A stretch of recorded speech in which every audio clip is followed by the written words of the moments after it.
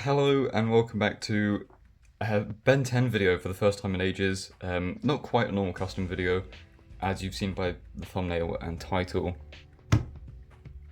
This guy needs rehoming. I'm moving house. I don't have the space to have so many customs currently lying around the house, and this guy takes up a lot of space. That being said, he's been sat in a drawer for the last few months. I was going to reuse him for fodder. I have seen a lot of people want to buy it, and so he's up on eBay as an auction, and he will be until the 4th of August. Please take him off my hands. I'd like to see him go to one of you guys who has been asking for him. The reason I'm not just selling him outright to a specific person is I've had a lot of requests, and I don't think it'd be fair to just choose one. And I also never know how to price my customs. So this guy took hours of work, and if you work out an hourly rate that I would normally get paid, I'm a freelancer, so I do have an hourly rate that I'm normally paid.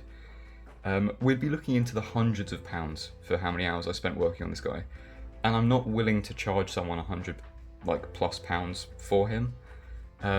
So by doing an auction, it means you guys get to choose how much you're willing to pay for him, and then I don't feel like I'm overcharging, I don't feel like I'm undercharging.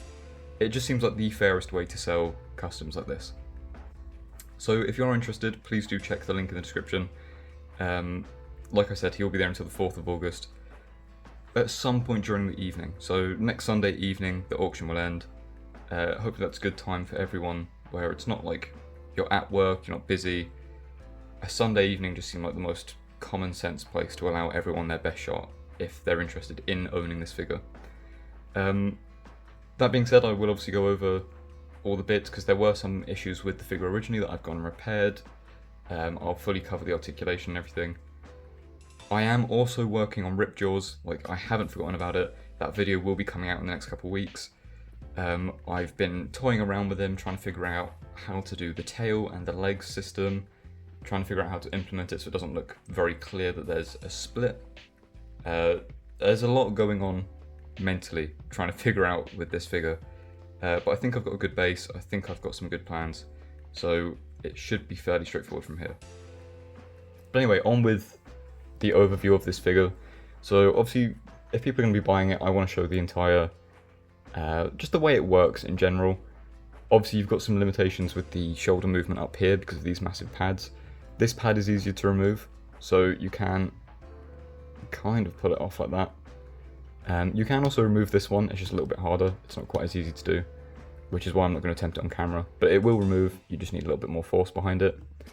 I have fixed the paint that had rubbed off on here. I would still be careful to still try and pull down when you're lifting, just to try and prevent that scratching, because otherwise you will end up scratching this paint back off again.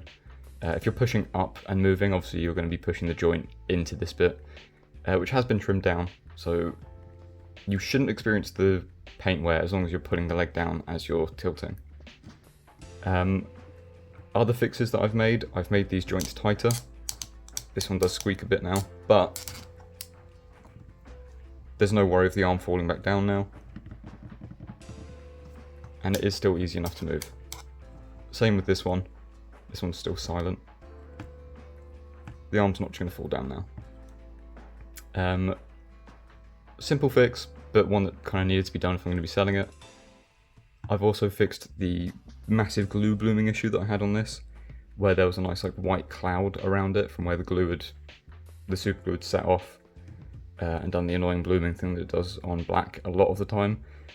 So that's fixed. It's fixed on this one. You may also notice that these have been repositioned slightly. That's so that they're symmetrical now and they're actually the correct level, because I had originally broken them off by accident and then re-glued them on wonky, which wasn't a smart choice, but you can see they are centered now. It doesn't really help that its head's not centered.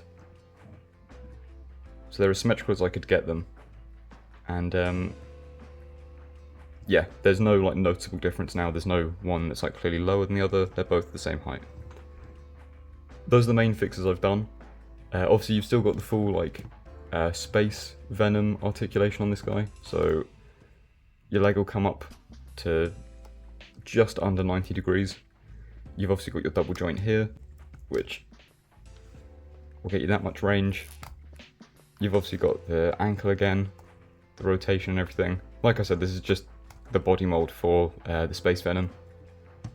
So there's not a whole lot of difference going on. You've still got this nice range in here. Ooh, got a little bit of like bit falling out of him. Hang on. Okay, well that's gone. There was a little bit of hangy black that was sticking down. I assume from where I've sanded him at some point it's fallen in and back down, but now I've just taken him out with a pair of pliers, so there's even less issues now. You've obviously got a good bit of ab crunch, which isn't going to scrape the paint off, so you haven't got to worry about that. Arm articulation wise, this shoulder pad is fairly loose. You can just pull that off. It won't just fall off, but you need to be a little bit careful because it is removable. They're both removable for posing. Like if you lift all the way, this one will just pop off. The other one is a little bit stiffer, but will also pull off if you want to remove it for any reason. You've got, especially with this one, so I'll show you on this one, you've got bicep swivel in there, and you've got a good range of it actually, considering how bulky he is. Articulation wise, you can get his arms, I believe, past 90 slightly. Oh. There you go. So just a tiny bit past 90. Probably call that 90 actually. So you've got some good range out of those elbows as well. And now it would be stupid not to include it all, so let's take this one off. They're all just kind of friction fit on these arms, and they're friction fit quite well. You don't really have to worry about them falling off. Odds are they'll just stay attached quite nicely. Like, they're not going to fall off. They do take a little bit of like pulling to come off, like that. And I will obviously be including the full lot. So you've got the fist, the hands, there's the other fist there, the shard shooter, which this is that side, so I need this one.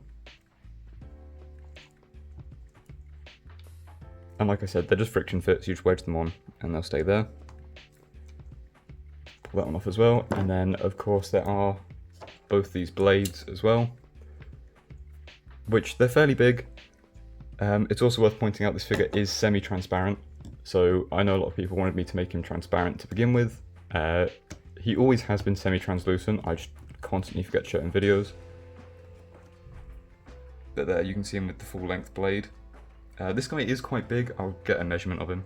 However, before I get the measurement, I do want to show you what I mean by semi-transparent. There is some spotting on the blades, which you obviously can't tell without, but because there's different layers to the paint, you can see them, which I personally think is quite fun. But, you know, if you don't like that, it's completely fine. It wasn't intentional, it's just how the paint ended up going. But yeah, he is semi-translucent, as you can see. Ooh. All of him is, like every bit that's crystallized is semi-translucent. And this was done on purpose. This was always the plan, hence why I used the Barry Allen bits that were clear blue. So yeah, he is semi-translucent, so if you want him backlit, he will glow. Okay, so with an actual decent measuring tape, and I'll measure in inches because it's what you tend to measure action figures in. He stands at just over 8 inches tall. I don't know how well it's going to show up on camera. But he's just a hair over 8 inches by the looks of it. Just under 5, he's about 4.5 inches wide from shoulder to shoulder. Damn. 20.5 centimeters tall. And about 12 centimeters wide. I didn't realize he was that big. If you are interested, it will of course support the channel. It also helps me get rid of figures that I love and would love to keep but just don't have the space for. So I at least know that it's going to one of you guys who I assume will appreciate it and get a lot more use out of it than it just being sat in a drawer for what was probably about 2 months. But anyway, thank you all so much for watching, and I'll see you in the next video, which I'm not sure what video it will be. I have a couple planned, but there are videos coming out. There will be one this Friday, there might be one some point during the week, there might be a couple videos a week for a little bit. Who knows, but I am back for a little while, at the very least.